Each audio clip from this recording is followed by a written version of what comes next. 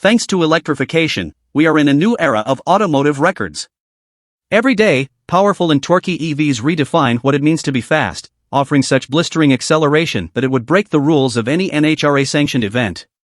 But even with that in mind, there was no way I was ready for the outrageous thrust offered up by the electric world's newest record breaker. The 2024 Lucid Air Sapphire has a 3-motor powertrain doling out up to 1,234 horsepower and 1,430 pound-feet, making it the world's most powerful production 4-door sedan in history.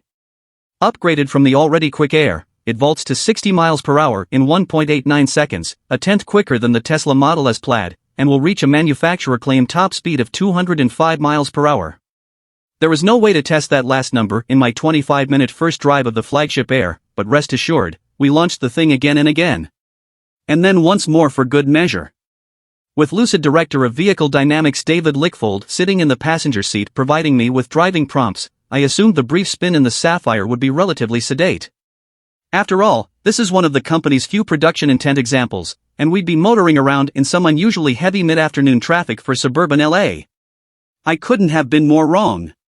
With the car set in its least aggressive smooth drive mode, there's still 767 horsepower on tap to give the Lucid plenty of shove when you dig into it, which David asked me to do in the middle of a sweeping corner on a 6-lane road. Ignoring every instinct, I followed his orders and was met with a butterfly-inducing shove to the lower back. But surprisingly, the car demonstrated impressive stability thanks to the tri-motor layout with a single motor on the front axle and a pair of motors for the rear, each one controlling a wheel. This gives the Lucid genuine torque vectoring, and in smooth, the car will underdrive the outside wheel. This counterintuitive behavior actually prevents the Air from feeling twitchy, unsettled, or tail-happy, even when giving it the boot through a corner. Driven thus, the Sapphire feels much like any other Air. For our next exercise, we toggled the drive mode into the middle ground swift, enabling more dynamic torque vectoring from the rear motors. As we approached a freeway on-ramp with a tight, 160-degree turnaround, David told me to pin the accelerator just past the apex. As promised in our engineering discussion, the Sapphire applied more power to the outside rear wheel, tightening up the cornering line brilliantly before the ramp straightened out and we rocketed toward triple-digit speeds. I won't cop to anything specific, but the experience was gut-wrenching and addictive. After a couple of exits, just enough time on the freeway to notice a hint of tire roar but impressive straight-line stability, we headed toward the winding sweepers of Sepulveda Boulevard. Here, David switched the car from smooth to swift, then up to the most aggressive Sapphire mode, with each successive change-up bringing palpable changes to the power delivery, torque vectoring, and adaptive damper tuning. Yet even in the hardest core mode and its attendant, constant 1,121 horsepower, the Lucid remains reasonably genteel, with an avowedly firm ride but otherwise smooth behavior. The true test of its control came as we conveniently approached a red light, first in line. Still in Sapphire, David had me hold the brake, then pin the throttle to engage launch control, an apt descriptor when the light turned green. Without a hint of wheel spin, the Lucid fired off the line like a 5,336-pound Olympic sprinter, yet the most awesome part of the experience was the relentless shove as the digital speedometer twinkled into ever higher numbers. Even at freeway speeds, the Sapphire is able to deliver longitudinal G-forces that would rival some sports cars from a standstill, with little of the tapering that's become emblematic of EVs.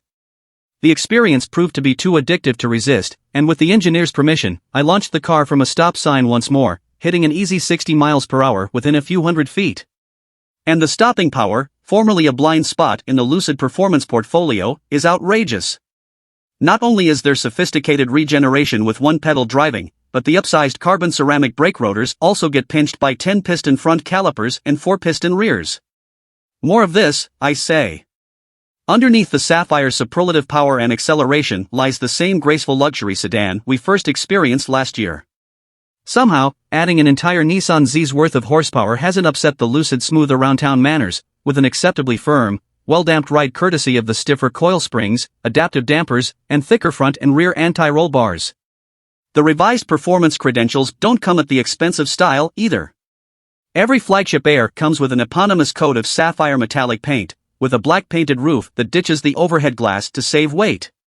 Wheels measure 20 inches up front and 21 inches in the rear for more brake cooling, and bolt-on aero discs will come with each car for when range is a higher priority.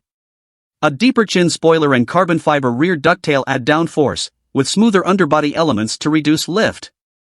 Best of all, the Sapphire comes with several little California bears on the exterior, a Lucid calling card that I adore.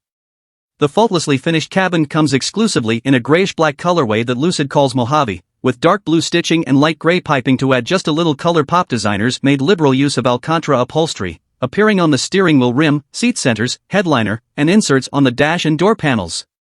Genuine leather likewise makes an appearance on the seat bolsters and main dash. Lucid may someday offer a vegan interior, but it considers it sustainably tanned and processed hide to be about as environmentally friendly as petroleum-based alternatives. Like the Grand Touring, the Lucid Air Sapphire gets a sweeping, 34.0-inch screen that incorporates driver controls on the left, a digital instrument cluster in the center, and a touchscreen media display on the right. The high-performance trim boasts a dark blue screen theme that matches its name, but otherwise, the interface is about the same as any other Lucid. Quick touch response and appealing graphics are nice, although the display's nested menus can be a bit confusing at times. An over-the-air update in March made Apple CarPlay standard, curing the system of its biggest oversight. While some performance EVs sacrifice lots of range to meet their lofty speed goals, the Lucid Sapphire will achieve 427 miles on a single charge. That's down a bit on the 469 miles on offer from the Grand Touring trim, but the Sapphire can still cover the distance from the Golden Gate Bridge to Los Angeles City Hall in a single charge.